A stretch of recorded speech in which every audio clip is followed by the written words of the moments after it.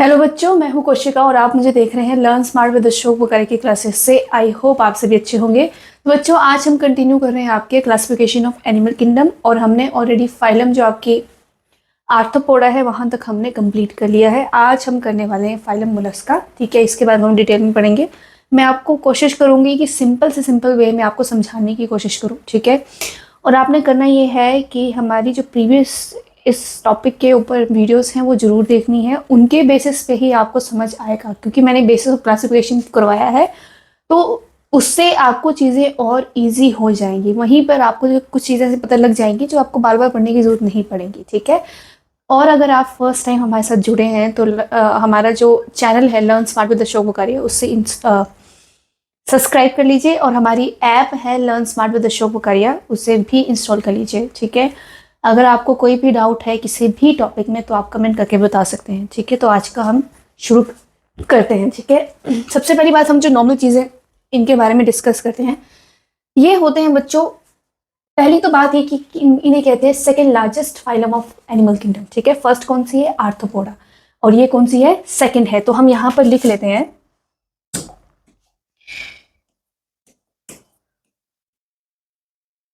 Second largest phylum of animal kingdom. Okay, तो बच्चों इनका नाम मोलस्का इसीलिए पड़ा है क्योंकि ये होते हैं सॉफ्ट बॉडीड एनिमल्स। ठीक है, मोलस्का का मतलब होता है सॉफ्ट बॉडीड एनिमल्स, मतलब इनकी जो बॉडी होती है वो काफी सॉफ्ट होती है। ठीक है, आपने देखे होंगे, आपने ऑक्टोपस देखा होगा, है ना, फिर आपने स्नेल देखा होगा।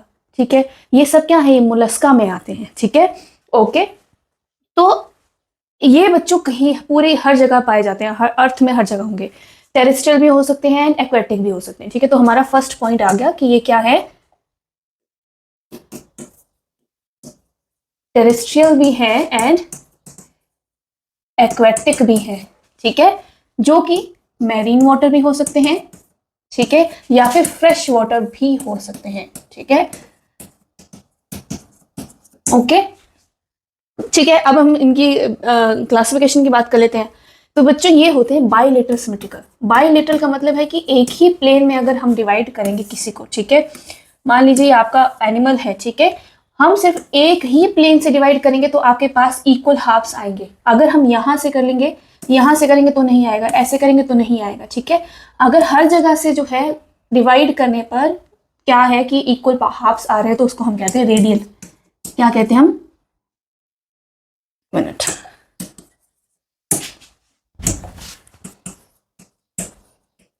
रेडियल कहेंगे। ठीक है, लेकिन ये जो आपके पास एनिमल्स हैं, मोलस्का है, ये बाइलेटरल होते हैं, मतलब कि एक ही प्लेन से हम क्या करेंगे? डिवाइड कर पाएंगे। जैसे कि हम भी क्या है, अगर हमें जो है बीच से डिवाइड कर दिया जाए तो हमारे दोनों तरफ जो है इक्वल हाफ्स आ जाएंगे। लेकिन अगर हम इस तरह से डिवाइड करें या इस तरह से डिवाइड करें तो वहां पर जो है आपको इक्वल हाफ्स नहीं मिलेंगे। इनका केस भी यही है। ठीक है, इतना मैंने आपको बता दिया। मैं आपको जस्ट बता रही हूँ क्योंकि मे बी आपने मेरी पहली वीडियोस नहीं देखी हो, आप सिर्फ मोलस्का को देखने आए हैं, तो आपको आइडिया होना चाहिए कि चीज़ें हैं क्या। ठीक है, वैसे मैंने सब कुछ जो है आपको डिटेल में बताया हुआ है। ठीक है, ओके, तो ये क्या है?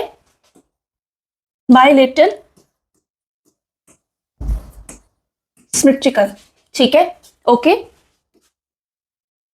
इनके पास जो जर्म लेयर होगी, इनके पास जो जर्म लेयर है वो ट्रिप्लोब्लास्टिक है। अब यहाँ पर हर जगह क्या है? आपको ट्रिप्लोब्लास्टिक ही दिखेगा क्योंकि इनका जो लेवल है और बॉडी का वो है ऑर्गन सिस्टम। ठीक है, यहाँ पर अब जो है वेल डेवलप्ड बॉडी आपको दिखेगी। ठीक है, ओके, तो यहाँ पर सबसे पहले हम लिखते हैं ऑर्गन सिस्टम ऑफ नहीं आएगा, लेवल आएगा, level of body organization. Okay, तो अगर ऑर्गन है तो यहां पर आपके पास क्या आएगा? ट्रिप्लोब्लास्टिक जर्म लेयर कह सकते हैं आप। ठीक है, ट्रिप्लोब्लास्टिक का मतलब है यहाँ पर 3 जर्म लेयर प्रेजेंट होंगी। अब जर्म लेयर क्या है ये भी मैंने बताया है। जर्म लेयर आपके बच्चों वो है जब आप एम्ब्रियो होते हैं या फिर एम्ब्रियोनिक स्टेज में होते हैं, जब आप बन रहे हैं, डेवलप हो रहे हैं, तो उस टाइम पे जो सेल्स हैं वो ग्रुपिंग करके एक लेयर बनाते हैं जो जिसका काम होता है कि वो क्या करेंगे? वो ऑर्गन बनाएंगे आपके अंदर, हार्ट, लिवर, ये सब कुछ बनाएंगे, या फिर टिश्यूज बनाएंगे, ठीक है, उनका काम ये होता है। तो यहाँ पर 3 जर्म लेयर होती है, कौन कौन सी? एक्टोडर्म, एंडोडर्म एंड मीजोडर्म, ठीक है, ओके, 3 जर्म लेयर, ओके, ठीक है, ये आ गया। ये जो आपकी बेसिक चीजें जो हर एक फाइलम में हम पढ़ते हैं, ठीक है। अब इनकी खासियत क्या है? तो बच्चों, इनकी जो पूरी बॉडी होती है वो कवर्ड होती है एक आपके कैलकैरियस शेल से, ठीक है, जो काफी हार्ड होता है। आपने देखा भी होगा, शेल देखे होंगे आपने, है ना। फिर आपने ऑयस्टर देखा होगा, तो ऑयस्टर के बाहर भी बॉडी जो है शेल से कवर्ड होती है, ठीक है। तो इनकी बॉडी जो है कैलकैरियस शेल से क्या होती है? कवर्ड होती है। ये हम लिख लेते हैं, ठीक है। बॉडी इज कवर्ड, मैं आपको लिख के इसीलिए बता रही हूँ ताकि साथ साथ में आप नोट्स बनाएं, ठीक है। आप अपने नोट्स जब बनाएंगे तो आपको ज़्यादा अच्छे से जो है समझ आएगा, ठीक है।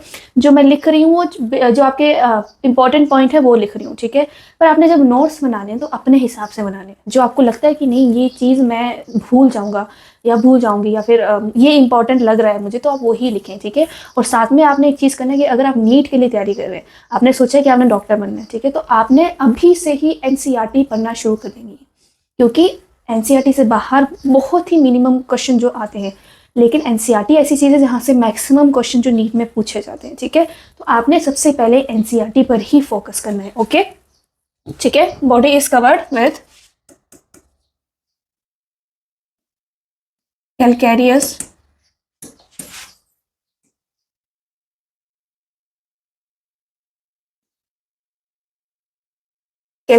शेल, ठीक है। लेकिन आपके एनसीईआरटी में कहा गया है कि जो बॉडी है वो कैलकैरियस शेल से कवर्ड है, लेकिन ऐसा हमेशा नहीं होता है, ठीक है। क्या होगा? नॉट ऑलवेज, क्योंकि अगर हम ऑक्टोपस को देखें तो वहां पर कोई भी शेल नहीं होता है, ठीक है। वहां पर आपने देखा ना ऑक्टोपस, वहां पे आपको कोई शेल दिखता है उनके ऊपर, कोई हार्ड सी चीज दिखती नहीं। तो यहाँ पर एग्जाम्पल हम लिख सकते हैं ऑक्टोपस, ठीक है, डेविल फिश जिसे हम कहते हैं, ठीक है। तो हमेशा ऐसा नहीं होता है, ठीक है, लेकिन आपके एनसीईआरटी में दिया तो हम जो है ऐसे ही लिखेंगे कि body is covered with calcareous shell, ठीक है। ऐसे भी कह सकते हैं हम कि नॉट ऑलवेज, मतलब in some cases body is covered in with calcareous shell, ठीक है, लेकिन होता है ये, ओके। और मैं ये एग्जाम्पल आपको, ये जो चीज़ है मैं आपको डायग्राम के थ्रू बताऊंगी कि किस तरह से बनता है, क्या है, ठीक है, ओके। तो इनकी बॉडी जो है वो तीन पार्ट में डिवाइडेड है, ठीक है। एक आ गया इनका हेड, ठीक है, फिर आ गया मस्कुलर फुट, ठीक है, हेड आ गया। मस्कुलर फुट क्या है? मस्कुलर फुट बच्चों मसल से बना हुआ, जो जिसके थ्रू ये क्या करते हैं, लोकोमोशन करते हैं, चलते हैं, ठीक है। तो यहाँ पर मैं आपको डायग्राम दिखाऊंगी तो आपको क्लियर हो जाएगा, ठीक है। मस्कुलर फुट एंड क्या होगा आपका विसरल हम्प होता है, ठीक है। क्या होता है?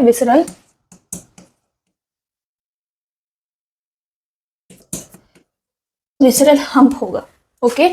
Head, muscular foot and visceral hump में जो है बॉडी डिवाइडेड है। अब हम बनाएंगे आपका डायग्राम, ठीक है। सबसे पहले हम कंसीडर करते हैं कि हमारे पास स्नेल ले लो एक, ठीक है, ओके।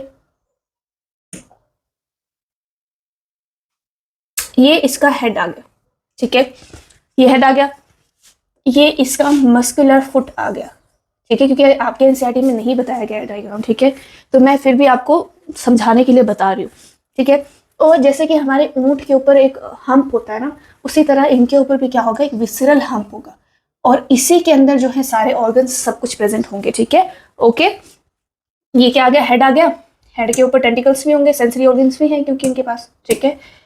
तो यहाँ पर आप टेंटिकल्स भी बना दो, ठीक है, ओके। लेबल कर लेते हैं इनको। ये आपका हेड आ गया, इतना अच्छा नहीं है लेकिन आपको समझाने के लिए, ओके ओके, ठीक है। ये आपका मस्कुलर फुट आ गया, ठीक है, और ये आ गया विसरल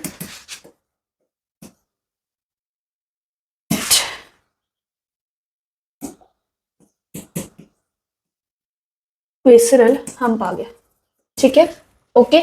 पर हमने पढ़ा था कि बॉडी जो है कैलकैरियस शेल से कवर्ड है, ठीक है, इनके केसेस में है। तो यहाँ पर क्या होगा बच्चों, जो आपका विसरल हम्प है उसके ऊपर एक लेयर होती है जिसे हम कहते हैं मेंटल, ठीक है, क्या कहेंगे, इस तरह से एक मिनट, ऐसा नहीं होता है।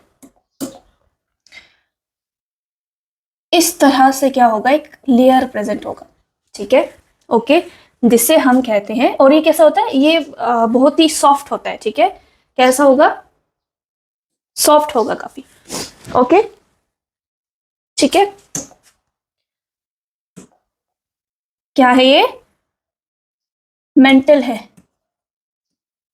ठीक है, ओके, और ये मेंटल है बच्चों, यही सेक्रीट करेगा बाद में, जैसे से जहां जहां पर आपका कैलकेरियस शेल होगा ना, वहां वहां पे ये क्या करेगा, धीरे धीरे जो है शेल सेक्रीट करता रहेगा, ठीक है, इस तरह से, ओके, इस तरह से जो है एक शेल बनता जाएगा, ठीक है, तो मेंटल का काम क्या है, शेल को सेक्रीट करना, ठीक है, सेक्रीट करना, ओके, ओके, लिख लेते हैं यहां पर,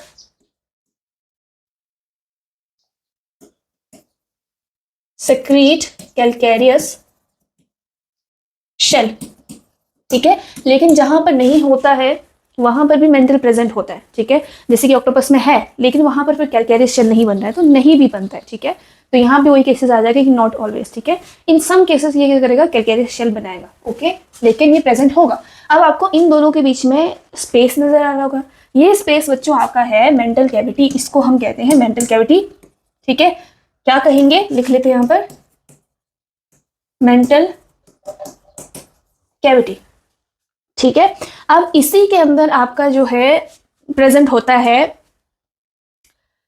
फेदर लाइक गिल, ठीक है, ओके, इसी के अंदर जो है बच्चों आपका क्या प्रेजेंट होगा, फेदर लाइक गिल प्रेजेंट होगा, पंख की तरह होगा, ठीक है, इस तरह से, कुछ इस तरह से होगा, और इसका काम क्या है, गिल है तो मतलब ये क्या करेगा, रेस्पिरेशन करेगा, ठीक है, लेकिन रेस्पिरेशन के साथ ये एक्सक्रीशन भी करता है, ये काफी इंपॉर्टेंट पॉइंट है मोलस्का का, कि इनका जो फेदर लाइक गिल है वो रेस्पिरेशन तो करेगा करेगा, लेकिन एक्सक्रीशन भी करता है, ठीक है, ओके, तो यहां लिख लेते हैं इसको हम, फेदर लाइक गिल, ठीक है, इसका हम फंक्शन भी साथ में लिख देते हैं, क्या करेगा ये, रेस्पिरेशन प्लस एक्सक्रीशन, ठीक है, अब कई बार क्या होता है, गिल की जगह जो है आपके पास ऑर्गन होता है, ठीक है, डिफरेंट ऑर्गन होता है एक्सक्रीशन के लिए, उसे हम कहते हैं ऑर्गन ऑफ बोजानस, ठीक है, क्या कहेंगे, ऑर्गन ऑफ बोजानस, ठीक है, यहां पे लिख लेते हैं हम, इन सम केसेस ऑर्गन ऑफ बोजेनस, ठीक है, ये आपको आई थिंक समझ नहीं आएगा, थोड़ा सा क्लियर लिखती हूँ,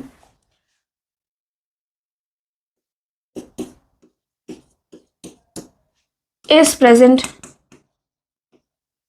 ठीक है, ठीक है, कहां पर,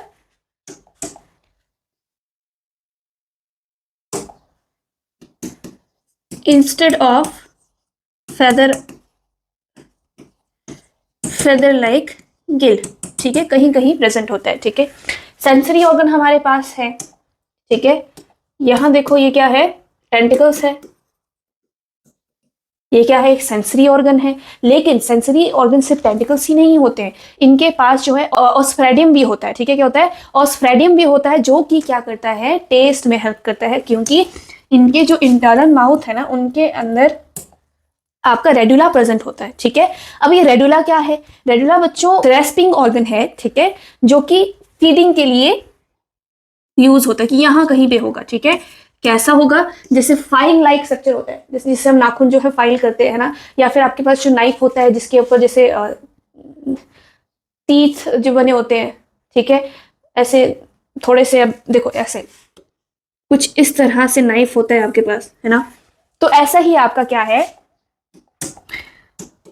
रेड्यूला है, ठीक है, क्या है ये, रेस्पिंग ऑर्गन है, जिसको हम फाइल लाइक रेस्पिंग ऑर्गन कहते हैं, ठीक है, फाइल लाइक रेस्पिंग ऑर्गन, और फंक्शन क्या है इसका, फीडिंग में हेल्प करता है, तो अगर ये फीडिंग हो रही है तो यहाँ पे सेंसरी ऑर्गन भी होना चाहिए, मतलब टेस्ट के लिए भी तो होना चाहिए ना कुछ, तो वो सेंसरी ऑर्गन आपका क्या है, ओस्फ्रेडियम है, ठीक है। ओके, यहां लिख लेते हैं हम सेंसरी ऑर्गन। पहले तो टेंटिकल्स आ गए, ठीक है। दूसरा आपका आ गया ओस्फ्रेडियम, ठीक है, जो कि यूज होता है मेंट फॉर टेस्टिंग, ठीक है, मेंट फॉर टेस्टिंग या फिर टेस्ट आप कह सकते हैं, ठीक है। ओके, ये आपके एनसीईआरटी में नहीं दिया है बट आपको पता होना चाहिए क्योंकि ये चीजें एनसीईआरटी नीट में पूछी जाती है, ठीक है। ओके, ठीक है। इसके साथ साथ बच्चों हमने जो आपके आर्थ्रोपोडा में आपका स्टेटोसिस्ट भी पढ़ा था, ठीक है। स्टेटोसिस्ट क्या होता है? स्टेटोसिस्ट का मतलब है कि बैलेंसिंग ऑर्गन है, वो बैलेंस बनाता है बॉडी का, ठीक है। तो इनके अंदर भी प्रेजेंट होता है, ठीक है। तो मेरी राइटिंग आपको पता नहीं समझ आती होगी कि नहीं होगी। ऐसे मेडिकल के बच्चों का ना यही हाल होता है, उनकी राइटिंग इतनी अच्छी नहीं होती है कई लोगों की, पर मेरी नहीं है। स्टेटोसिस्ट, ठीक है, क्या है ये? बैलेंसिंग, ठीक है।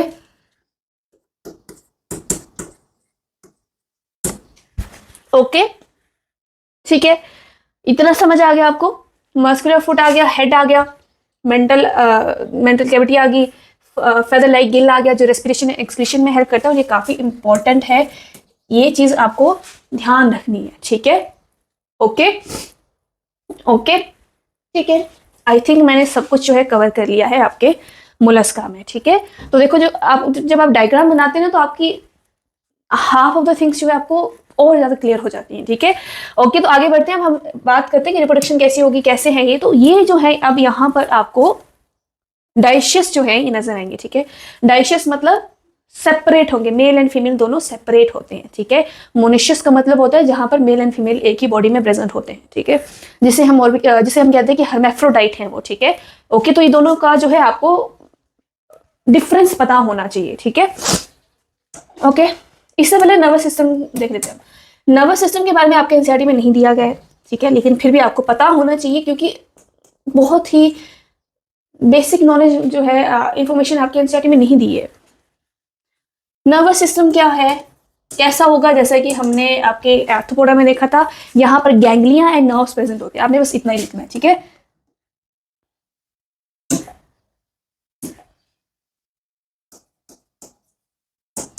Ganglia and nerves are present, ठीक है। ओके, अब रिप्रोडक्शन की बात करें तो यहाँ पर जो मोलस्का है वो कैसे होंगे? डाइशियस होंगे,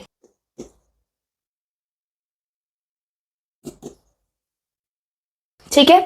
डाइशियस होते हैं मतलब male and female are separate, ठीक है। एंड ये क्या होंगे? एग लेइंग होंगे, मतलब ओवी पेरस होंगे, ठीक है। क्या होंगे? ओवी पेरस होते हैं, ठीक है, ठीक है। फर्टिलाइजेशन कैसी होगी? इंटरनल होगी,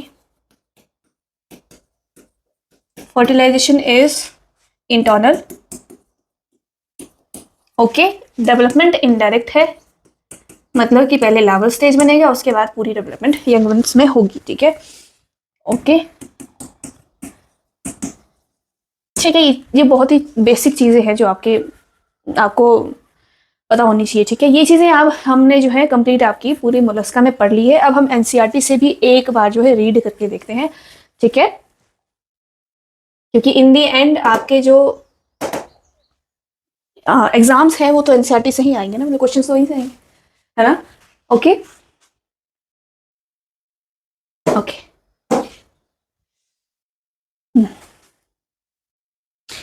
फाइलम मोलस्का, पहली बात, सेकेंड लार्जेस्ट एनिमल फाइलम है, ठीक है। मोलस्का का मतलब होता है सॉफ्ट बॉडीड एनिमल्स, ठीक है।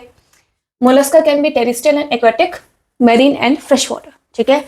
दे हैव ऑर्गन सिस्टम, ठीक है, और बायलेटरल सिमेट्री है, ट्रिप्लोब्लास्ट है एंड सीलोमेट है। ये मैं आपको बताना भूल गई, सीलोमेट है ये, ठीक है, ये हम लिख लेते हैं यहाँ पर। सीलोमेट मतलब ट्रू कैविटी वाले, जिनके पास ट्रू बॉडी कैविटी होंगी उसे हम कहते हैं सीलोमेट, ठीक है।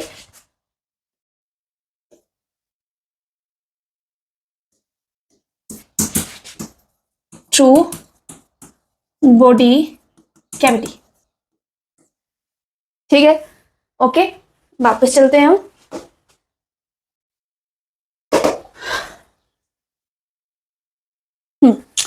Okay, body is covered with calcareous shell, ठीक है, जो कि इन्हें लिखना चाहिए था कि कई जगह पर क्या होता है, कैल्केरियस शेल प्रेजेंट होते हैं, कहीं नहीं होते हैं, ठीक है।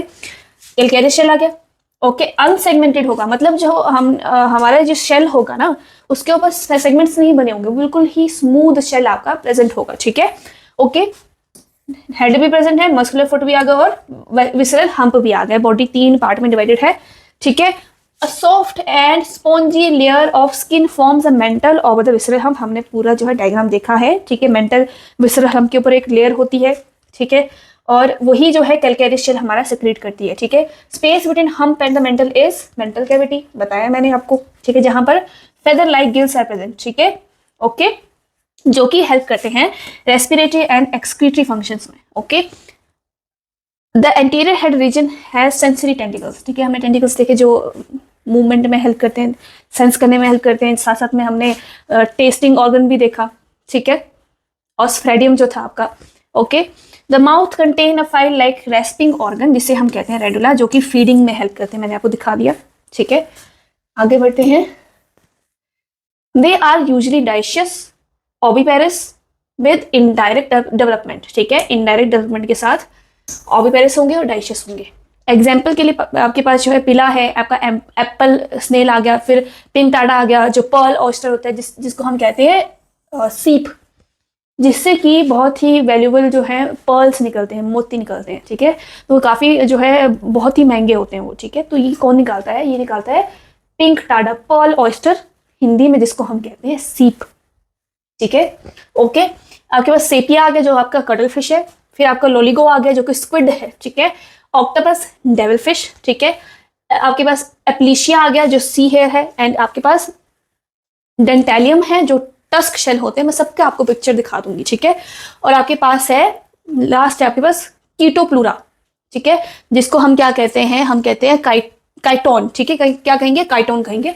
अब मैं इसके एग्जांपल्स भी आपको दिखा देती हूँ जो आपके एनसीईआरटी में दिए। एक दिया आपके पास एप्पल स्नेल, दूसरा आपके पास ऑक्टोपस है, ठीक है। यहाँ पर देखो, यहाँ पर आपके पास कैल्केरियस शेल प्रेजेंट है, यहाँ पर आपके पास कैल्केरियस शेल नहीं प्रेजेंट है, लेकिन इनके पास भी मेंटल होता है और इनके पास भी होता है। जो आपकी ये वाली लेयर दिख रही है ना, ये आपकी मेंटल है, ठीक है, ओके। अब देखो ये आपका एप्पल स्नेल आ गया, ये कुछ ऐसा दिखता है, देखो ये जो है कैल्केरियस शेल पूरा आ गया इनका, ओके, और बिल्कुल स्मूथ है, ठीक है, सेगमेंट्स नहीं बने। नेक्स्ट चीज आ गई आपकी पिंक टाडा, पर्ल ऑयस्टर। यहाँ पर आपको जो है पर्ल्स भी दिख रहे हैं, पिंक कलर के होते हैं ये, और ये पर्ल्स वाइट होते हैं, ये काफ़ी जो है वैल्यूबल होते हैं, इनको सुच्चे मोती भी कहते हैं, ठीक है, ओके। सेपिया कटल फिश, ये कुछ ऐसी दिखती है, ऐसे देखा जाए तो कितने क्यूट से हैं। खैर चलो आगे बढ़ते हैं, ठीक है। नेक्स्ट है आपकी लोलिगो स्क्विड, कुछ ऐसा होता है, और आपका जो है devil fish octopus. Devil fish इसलिए कहते हैं क्योंकि इनके पास जो इनके जो आर्म्स होती है वो काफ़ी होती हैं, ठीक है, ओके। एप्लीशिया आ गया, सी हेयर, कुछ ऐसा पिंक सा आपको दिख रहा है, ठीक है। इसके ऊपर आपको आई थिंक इनके ऊपर शेल है कि नहीं, आई डोंट नो, दिख तो नहीं रहा, ठीक है, ओके। नेक्स्ट चलते हैं।